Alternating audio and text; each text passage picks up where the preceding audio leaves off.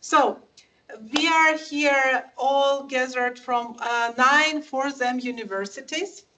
And this session designed specifically for academics, teachers, instructors from all these 9 FORTHEM universities that participate in this large project.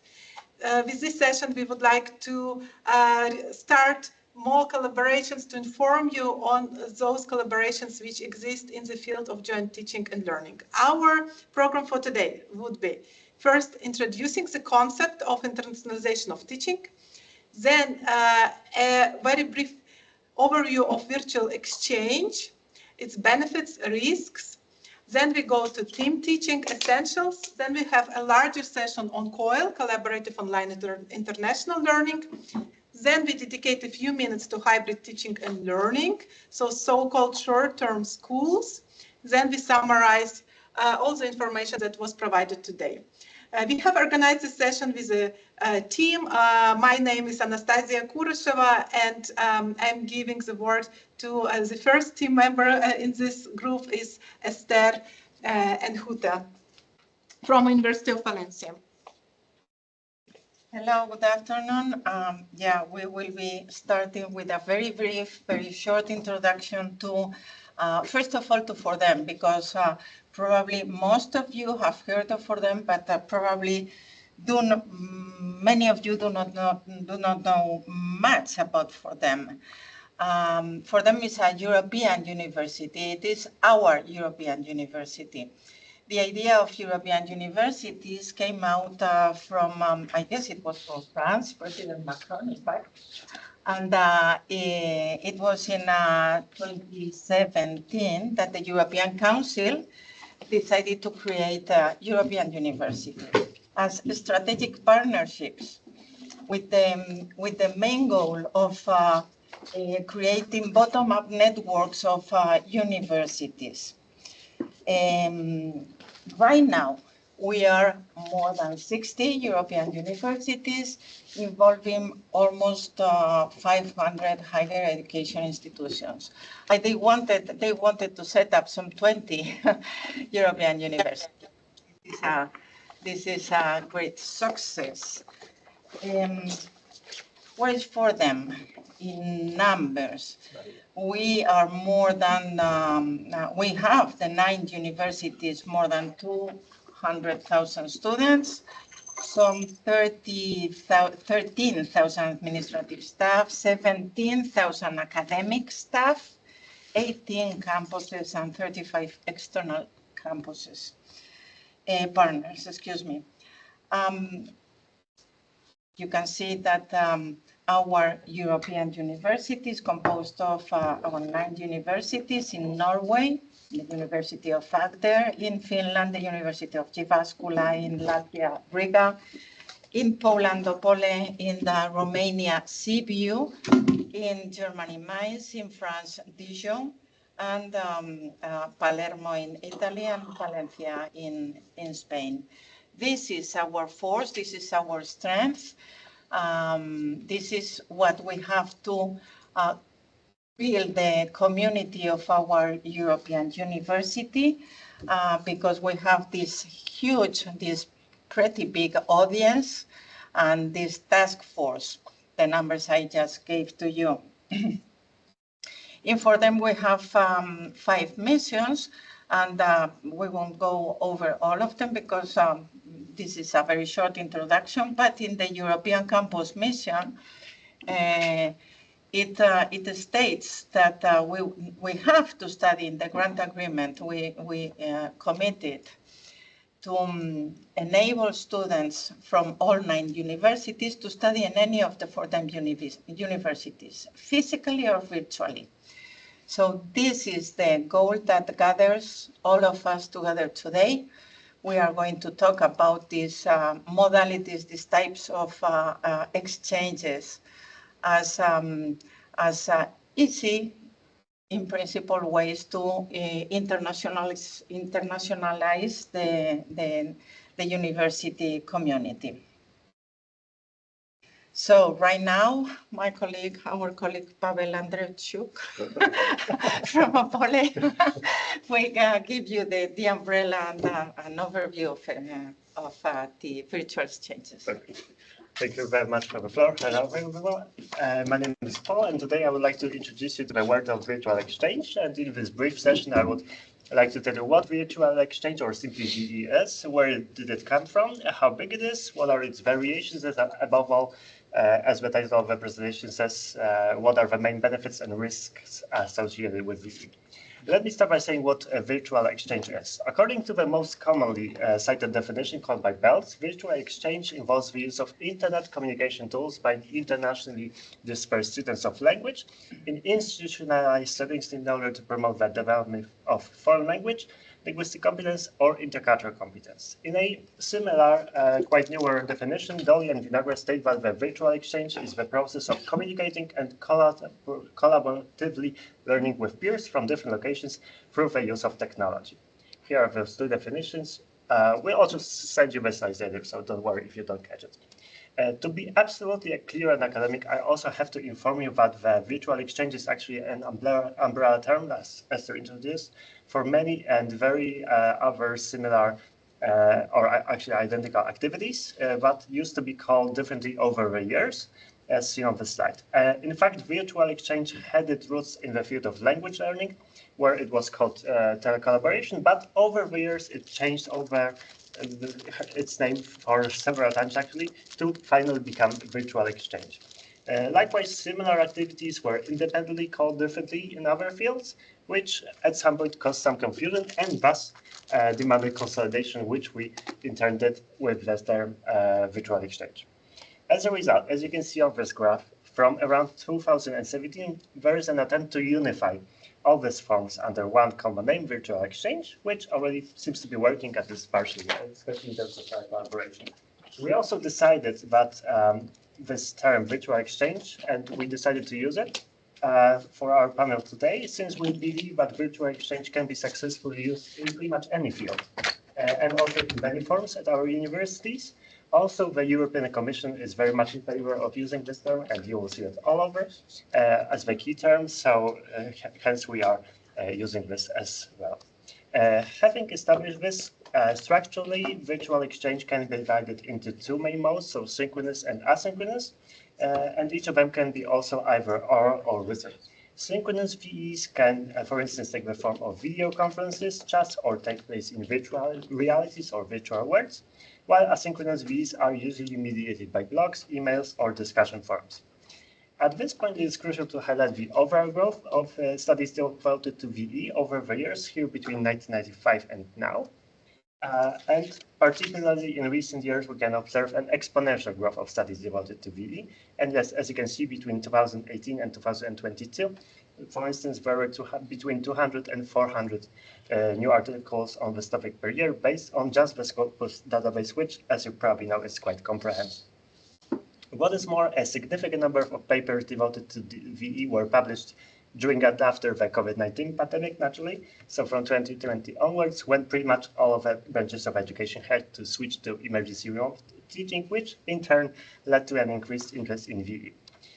Here we can also see that the number of studies on VE published within a 20-year time span, the first 20 years of VE, marked in green, is essentially equal to the number of studies published in just 6 following years, which pretty much signifies the contemporary growth of VE and thus the magnitude of the phenomenon that we are focusing on today.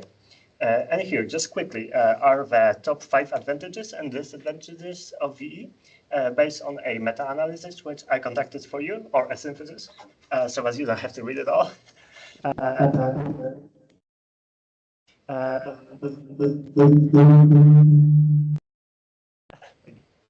We had Nico, sorry about that. So these are the results of several dozens of studies devoted to VE over the years.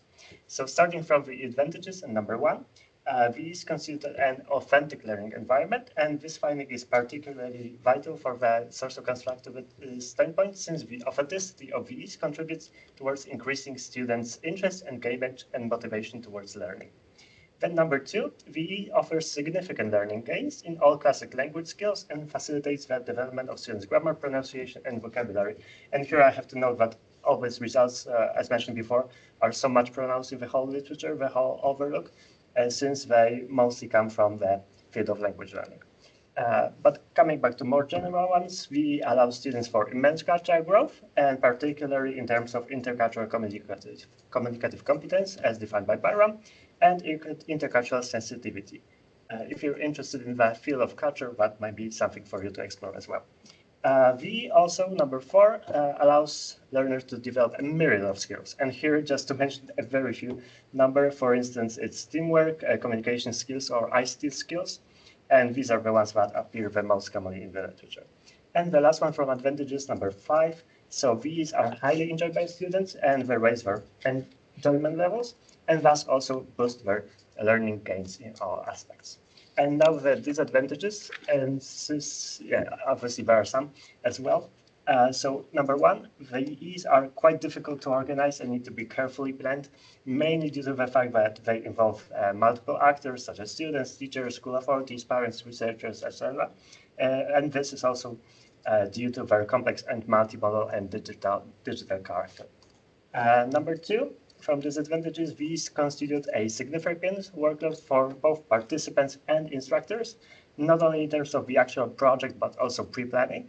Number 3, due to the nature of VE projects are highly likely to face various technical difficulties, as you probably all know, with all kinds of telecollaboration things, such as connectivity issues, particularly due to the lack of appropriate IT infrastructure, or the omnipresent and ever-present technical issues. Number 4, a number of VEs can face also institutional constraints that can impact the VEs. And this is primarily related to different academic calendars, timetables, and time zones. And lastly, number 5, these can cause anxiety among some learners, but also some organizers, mostly among the shy and introvert ones, but luckily there is a way to overcome it, so it's not such a big deal. To sum up, I suggest the following 3 conclusions on the basis of my whole synthesis of the studies. 1, despite the cons of the changes, their pros seem to outweigh them. Number 2, the innovative character of VE projects seems to be suitable for the current and likely also the future generations of students, also due to their high computer literacy.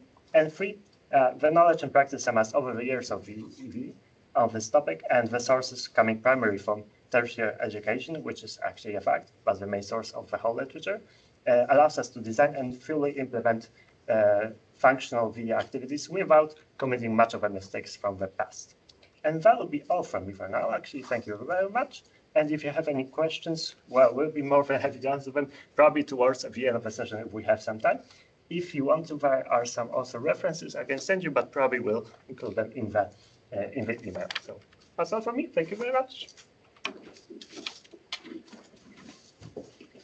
And now back to Esther Hutu once again from the University of Valencia. And she's going to tell you everything about team teaching, which is one of the forms of virtual exchange. Not everything. No, not everything. Yeah, well, team teaching is maybe the basic of in FORTHEM for virtual exchanges. Well, Pavel commented on some articles referring to the difficulty and workload of virtual exchanges. Team teaching maybe is the easiest one. Of course, you have to take into account that the levels of difficulty and workload are quite different between the basic and the most complex ones. Online learning modalities in FORTHEM, we are working on team teaching, we are working on COIL, other hybrid learning and teaching, which we will be mentioning later on, which covers anything which is not within COIL or team teaching. And as for team teaching, this is a virtual international learning experience for students mainly. It's quite easy. Of course, it always takes a while to organize it. You have to find a colleague. If you have the idea of doing a team teaching, you have to find the colleague teaching more or less the same subject or course you're teaching, or could also be that he or she teaches a different thing and you can offer your students a transversal course.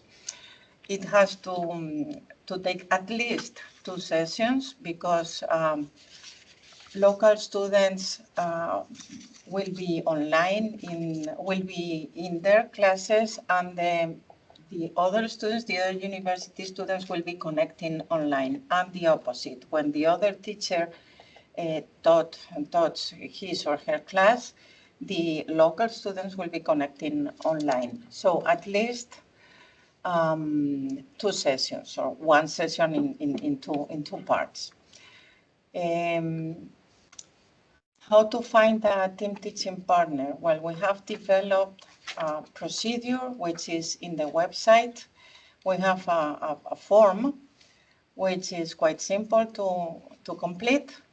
You can either have already identified a colleague in another FORTHEM university because you met in any other context, or you have nobody to whom you have met previously. So you just send this form and explain what is your course about, the topic more or less, when you would be ready to participate in this, when first, second semester, how many sessions are you willing to prepare or to work in?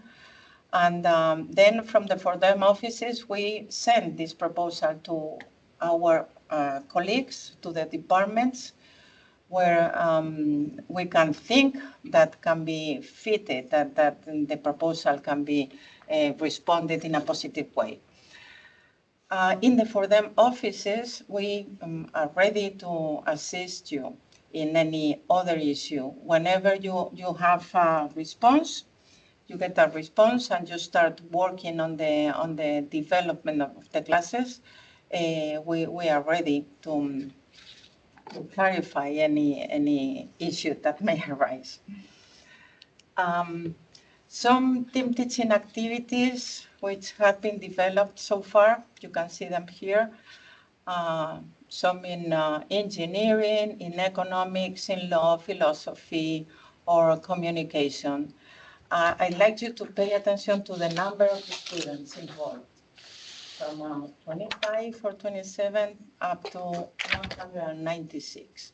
So this is a very highly effective activity for them, which provides means of internationalization at home for our students, and not only for our students, also for our teachers who might find new colleagues in the other FORTHEM universities. Oh, no. Yeah, well, the the benefits of virtual exchanges, and especially of team teaching, is that it is 100% sustainable. The effort, I mean, Pavel has mentioned that it takes a big effort, but it depends on the complexity. So if you decide to go for a team teaching in 2 sessions, the effort is not that big. Of course, there are always technical issues, but we always have a nice IT, who will help us find the solution now. It allows internationalization at home, as I mentioned several times already. There is no need of credit recognition. It increases a lot the language's competences. It is also very efficient in increasing the number of mobilities. This is important for us as a consortium, since we have to respond for what we committed to the European Commission. And it is very flexible in both format and content of the classes. Okay, so this is For the moment, everything on team teaching, and now we will go on COIL as a more developed form of virtual exchanges with Tobias Helms from the University of Mainz. Esther, we have a question. Now or Already maybe answered. later? Later, I think, end of the session. It's a session. It's about the slides. No, it's somebody, Hossein. Number of participants. End of the session. End of the session. And End later. of the session. Okay. Yeah, I take over from here.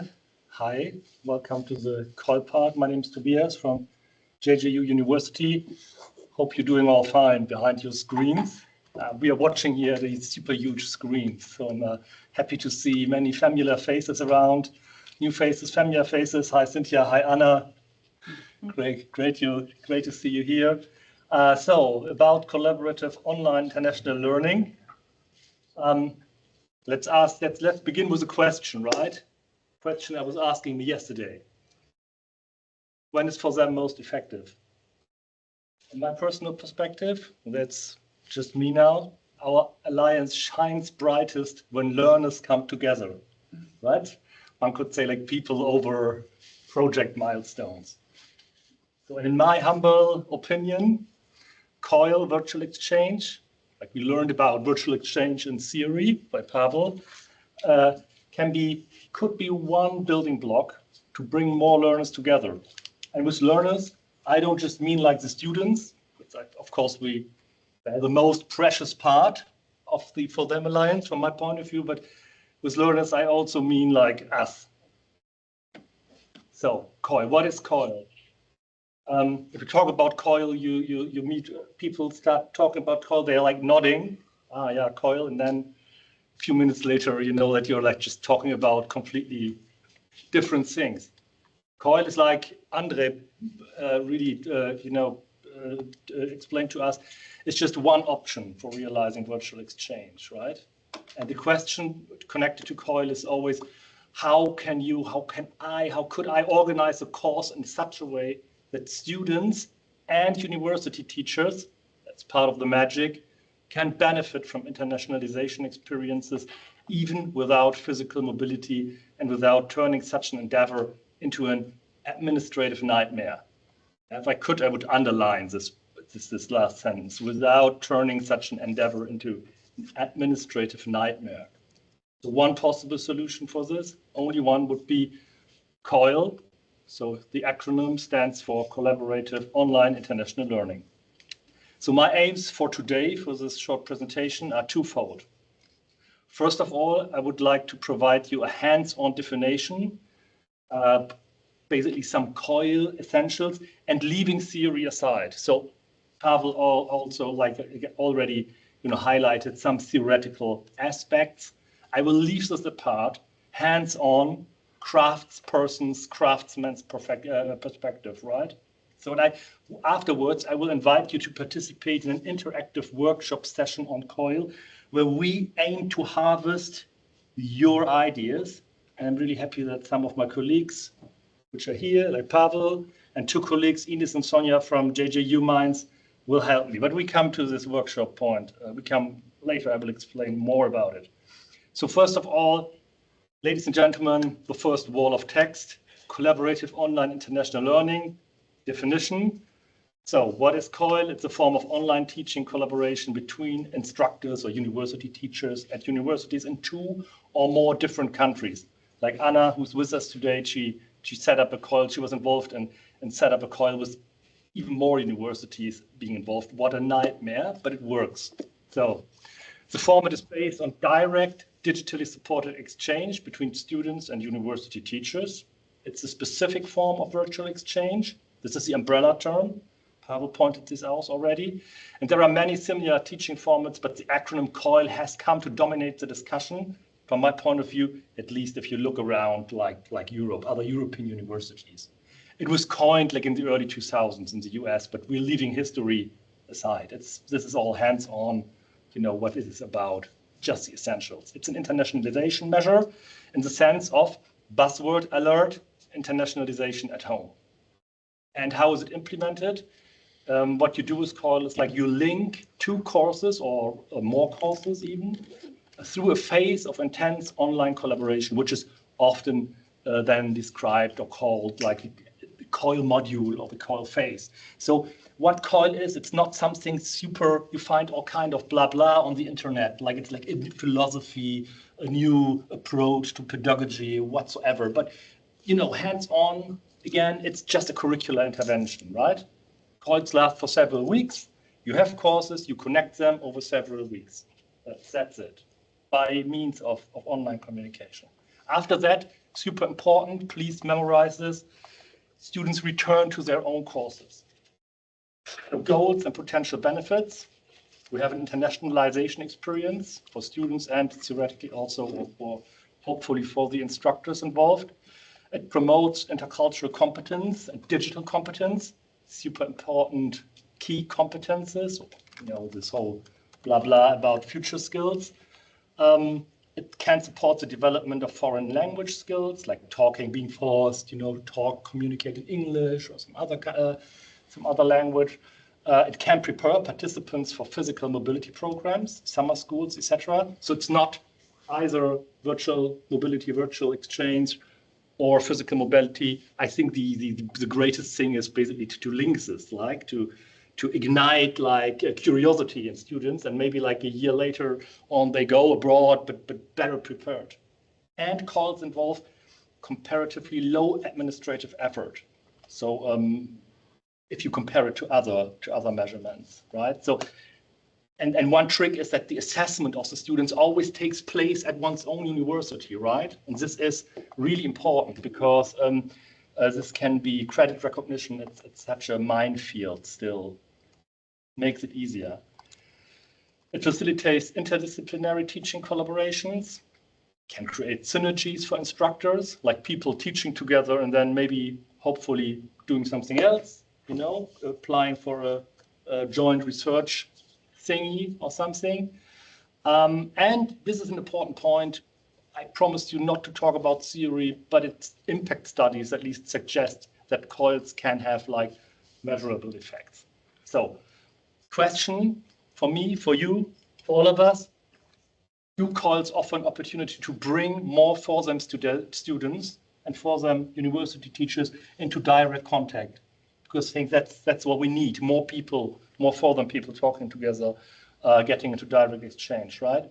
So just like a diagram I stole from Suni, just changed the color and such, you know how it goes. So just to visualize like how this COIL thing works. In theory, you have two courses and they're like interlinked, interlocked for a certain period of time, can be same, different disciplines, and important, I can't stress this enough, assessment and grading of students back at the home university. You return to your own institution, right? Mm-hmm. Some important elements of COIL, which are mentioned in the literature again and again. You need, of course, synchronous kickoff meetings. Getting to know each other activities are important, icebreakers. You need to set up the groups, which sounds easier than it is, actually. And of course, don't lose the disciplinary aspects on side. This is about fun, this is about getting to know other people, but disciplinary context also important. Technological infrastructure also can be more difficult than it appears on first sight. Synchronous final sessions with feedback are important, but remember, in between, during this COIL phase, it's all about group assignments, group works, little projects, just run by the students themselves. So assessment and grading takes place at the home university, and ideally COIL partners are supported by coordinators to help them to to go through the extra amount of work, right? So there are couple of challenges. I will just show the slides and not go through all of them because it kind of like resembles many of those points have already been touched upon by Pavel, but this is important for me. This is not like, I mean, COILs are low effort in comparison to other pedagogical approaches, but there are of course barriers and challenges, right, to do something like this. Just leave it here. You will later on have the opportunity to go through this yourself. Right. So that's it. That was the COIL's Essentials fast track. Let's suggest to move to the discussion and summary part. But this should not keep you from working further, right? You can still put stuff on the boards. Please give us all your thoughts. Very grateful for it.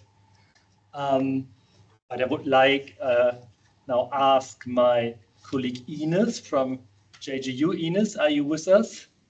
Can you hear me? Ines, are you there? Maybe she's. Yes, I'm here. Ah, great. Hi. It's me. So we would just start with your board, with the first board. I enlarged a little bit here. You can still just stay on your link, like here, so that you can zoom in as you like. But could you maybe now, for the next few minutes, just go through it, give us maybe some spotlights. We cannot give a whole summary. It's so much. Our harvest is great and bountiful, right? But just go through some points which you think are of particular importance. Yeah, I think that most people kind of want to have two different things. One of them would be to have a few guidelines, something to, lead them along the way, to show them how it could actually practically work, how to organize it, and maybe even have a platform for doing that, giving some workshops, something, hands-on practical.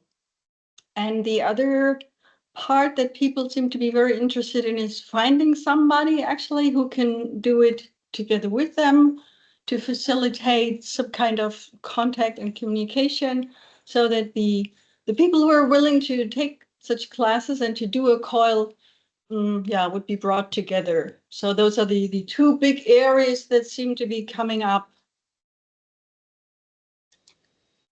Okay, thank you so much. Now, from the people from the multitude of people who helped creating this first board, because we will soon move to the second. Is there still someone of you who wants to, wants to address a point or comment on what he or she wrote? This is not the case. I would like to move on to the next board 2.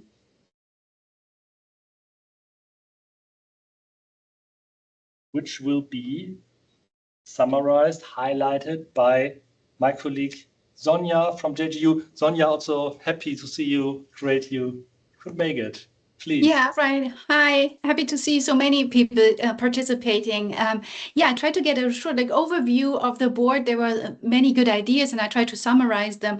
And so I think one of the things that was mentioned was actually also personal and physical contact of instructors before the COIL as one strategy that could enhance the process of actually finding suitable COIL partnerships. So because everything will be online, but still one suggestion or two suggestions even were for some kind of physical or personal contact between possible COIL partners before a COIL. Also, what was considered a good strategy was having a matchmaking through a shared website or online platforms with keywords where people who are interested in doing a COIL can enter their topics, their key terms, the fields in which they would like to do one.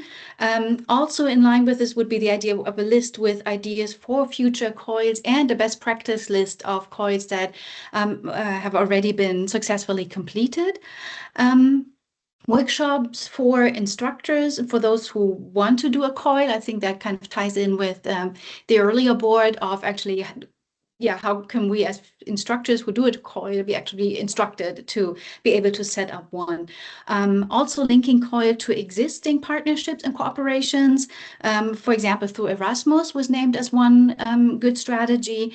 And also the recognition of work on COIL at home institutes, because I think everybody is very busy with teaching, with other job-related things on campus and around working with students. And then this would often be something on top top, right? That we do a COIL, and maybe some recognition in terms of teaching load or other administrative or other support. Right. This would be kind of the summary of the answers. Thank you so much, Sonja. And again, my question: is there any one of you from some of the audience, from the participants of this collaboration, who wants to add something or comment on something you find, particularly noteworthy, important? Just give you a brief moment to reflect on this. Okay, this is not the case. Thank you again, Sonja. Great ideas, by the way, very concrete ideas from your side. I can still, I'm already happy that we made this, that we went for this approach, collaborating with you and not just like talking to you. That's great. Thank you so much already. Pavel, let's move to the third board then, which will be summarized or highlighted by you. Sure. Yeah. Thank you very much. Thank you once again, all of you, for all your comments and inputs and suggestions. So the way I structured your responses is actually I divided them into like 3 different levels. So like pre-COIL, during the COIL, and post-COIL. And in the first tier, so the pre-COIL, lots of you actually highlighted the need for sort of like training sessions that really emphasize the need of like you going through some sort of a training to prepare yourself for this kind of an exchange. So yeah, that's a really worthy point for us, so that we know how, what are your expectations, what can we do for you to allow you to actually do this smoothly. Then the other comments were also a suggestion to collect some best practices, some do's and don'ts from the people who were already who have already gone through similar exchanges like COIL. That's certainly a thing that we can facilitate as well. And then the third group of comments suggested us that we should clearly define the aim of a project, especially in terms of the shared goals.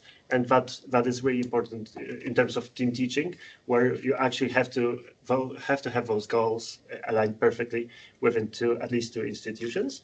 And then also, as you can see in the top right corner, there's like at least 3 comments suggesting that you are really much in need of having some kind of like guidelines. It also appeared, I believe, on board number 1, but you need some guidelines, some guides, and you will appreciate having this. So yeah, we'll be more than happy to provide you with some like instructions and best practices, so as to facilitate your exchanges.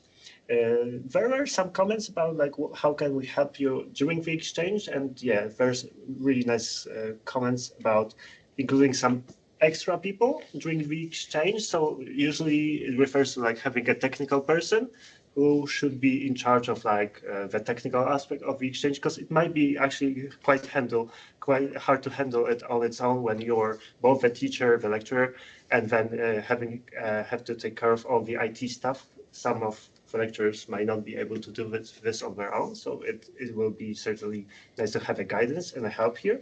As we pointed out throughout our 1 hour already of the panel, those technical things, they will appear for sure. So it's always good to have support in this matter. We agree fully on that. Thank you for this input. And lastly, just to conclude, in the post segment, you especially highlighted that there is a need of a recognition for this COIL activity. Certainly, because it's an extra workload, it's an extra effort, and yes, we also fully agree that our institutions should provide a specific form of recognition for basically just using your time and effort to facilitate those. So yes, thank you once again very much for this. These are very worthy comments for us, and we will try to include them in our future work. Thank you. Yeah, thank you so much. And again, my question, if there are further comments regarding the obstacle overcoming front. If this is not the case, I will move on to the last board, the COIL wish list. which I can go through, which I decided to moderate. So I'm Santa Claus now. My beard nearly as not gray, not quite gray enough for a Santa approach, but moving into that direction. Well, we just well, the other three boards were maybe about like harvesting ideas, right? Harvesting your ideas, collaborating with you in this task. The last board was really about, you know, motivation with curiosity. It was really like the idea, hey, if some of our great colleagues across the alliance would come up with like ideas for COILs, how would they look like? And are there maybe some innovative gemstones, so to say, to find among them? And this is, I can clearly see this here. So I just go through these, just a few cards. For example, one with student discussing active labor market policies, another on migration, a third on the youth protection system, a fourth on vocational education and training. Very, very precise, very laser focused. But I think what shines through here is like the strengths. I think it's a strength of COIL to address these lateral topics, right? Which kind of like broaden like the curricular content of one disciplines, like discussing like these are very tumultuous times we're living in right now. I don't have to tell you, and so I think that COILs might be very well suited to address these questions. I found this very interesting. What else is here? Oh, this is very concrete. COIL project on mathematics. It's application research and didactics of mathematics. Also interesting because there are many fields like who would be in need of like some extra mathematics. But if it's not a natural science, like it's not necessarily included. I made this. I had this. I had to go to live through this experience. I have a PhD in archaeology, and when I was studying archaeology, I thought I would be free of mathematics. I was not very good in mathematics. I learned this was definitely not the case. Like I needed like bits of mathematics and struggled with it. So great idea. What else do we have? COIL webinars dedicated to each different disciplines, right? I mean, we noticed in the beginning that we mentioned that COILs are very good for interdisciplinary approaches. Even like you can combine students on different levels, like bachelor students and master level students, which is usually not so easy. But with the COIL, you can do this. But of course, it could. When I read this, I think about like to broaden like the scope of one discipline. Just think of all these universities where you have these so-called small disciplines with just 1 and 2 professors, and like team teaching, where Esther was talking about, COIL can be maybe interesting and broaden the disciplinary context, right? That you bring other archaeologists, other philosophers, whatever on board. Okay, what else? I will just highlight one more card, a project where people from different cultural and educational backgrounds work collaboratively on task-based or challenge-based learning. Yeah, this is, I think it's also interesting. I mean, I was also, when I'm reading this card, thinking of project-based learning, which is already part of many COILs, and that you are assigned to small projects. And yeah, makes perfect sense to me. Well, just for finishing or for adding something to Fernando, the possibilities of combining virtual exchanges are many. And for them, we are working with teaching, we are working with COIL, we are working with different kinds of, we will be talking right now very shortly, but about hybrid teaching and learning, and we have also VIPs, and they can be all of them combined.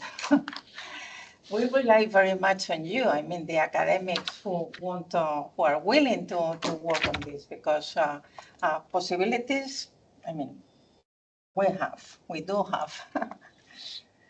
Well, after talking about team teaching, and then COIL as a more developed and more complex way of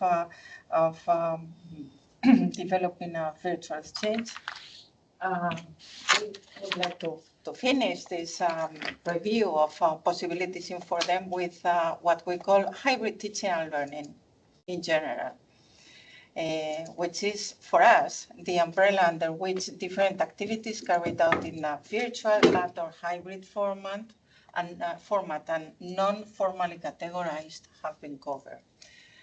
I will simply show to you two success cases of activities which were developed by teachers, in this case of the University of Valencia, and who had been continued with quite a lot of students participating in them. First of it is a Diebold Superbox. It was started in 2022. It was developed by two teachers in the microbiology and ecology department at the University of Valencia. 4 FORTHEM universities participated, besides UV, UNIPA, Opole, and Mainz. The topic is antimicrobial resistance as a global health and development threat. This is quite an interesting, it attains to all of us, I guess. It was developed in a hybrid format and derived into a BIP this last year in 2024. A BIP implementation of antimicrobials discovery by students. Well, you can read the title right there.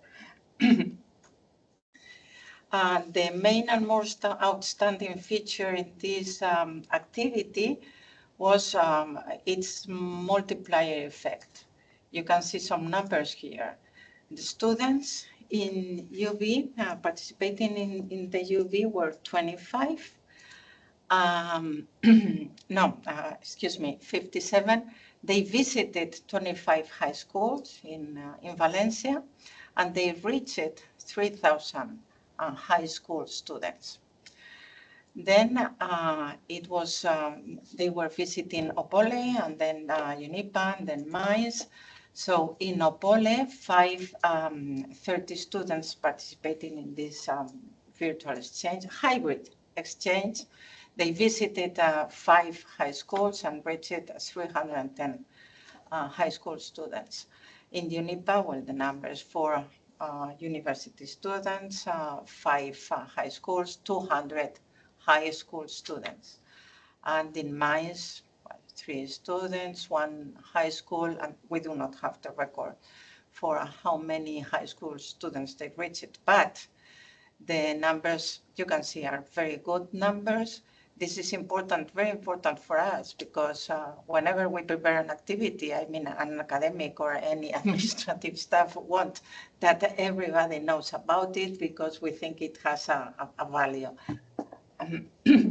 So I guess this is, we have one of the organizers, one of the teachers in the biology faculty of Valencia here with us. So if you have any question, she will be there for answering it.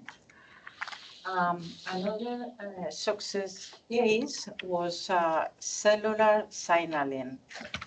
It was developed by also a teacher of the biology faculty in Valencia. It started as a hybrid and activity. It involved the mobility only of teaching staff, and they were funded by SDA, by Erasmus funds. So 7 in the first edition in Valencia, 7 universities from FORTHEM participated. So 7 teachers from different FORTHEM universities visited Valencia. The local students were on site attending the conferences for 2 days. And there was some 200 students attending online. It was a 2-day event, and speakers usually travel with 1 PhD student. This is a very 100% sustainable activity, because there is a few physical mobility, but many students online. Since 2021, the first activity promoted, well, organized by the University of Valencia. We had three more cellular signaling events, and there are coming more. So as you can see, this is something quite simple to organize. Always that you have already maybe a research group or just a local group working in a specific topic. And the good thing of FORTHEM, one of the good things, there are many good things in FORTHEM, is that we can help you to find colleagues in specific matters, or that is quite simple to find colleagues teaching or researching in the same topic you are doing, and being able to organize such things as this. Well, this is all for other hybrid possibilities. And now Anastasia will take the floor. Thank you so much, Esther. Just a couple of concluding words. We hope that this session provoked interest, deepened your knowledge in this virtual exchange format, and we really encourage you to reach out to the FORTHEM offices and ask for further collaboration, ideas, and how we can support you. Please remember that we do have already quite some information on the website of FORTHEM. If you just Google FORTHEM Alliance, and then the format which is interesting for you, so COIL, team teaching, or hybrid schools, we do have the pages with the forms which you can fill in and express your interest to find a colleague, and the FORTHEM offices will help you in that. We will account for the ideas that you expressed today during the interactive session. As I promised in the chat, we will share the slides with you and the summaries of the boards. We will send it via email to all registered participants. Finally, I would like to thank everyone who helped today with organization of the session.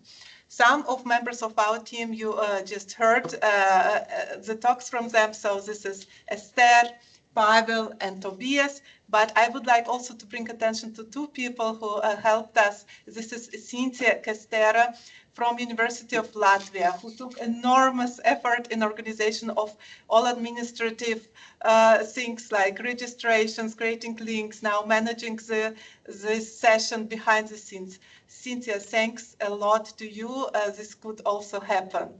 And of course, I would like to thank Mathilde Garret, who is today with us in this room, and in your also UBE together with you for this amazing organization here of the session on site, for arranging all technical possibilities for us to have the successful implementation of these ideas that we had, and thank you. Finally, with this, I would like to conclude this track of flexible learning pathways that we suggest in FORTHEM, and thank you everyone for participation, for joining online and on site. Have a good day further. Thank you.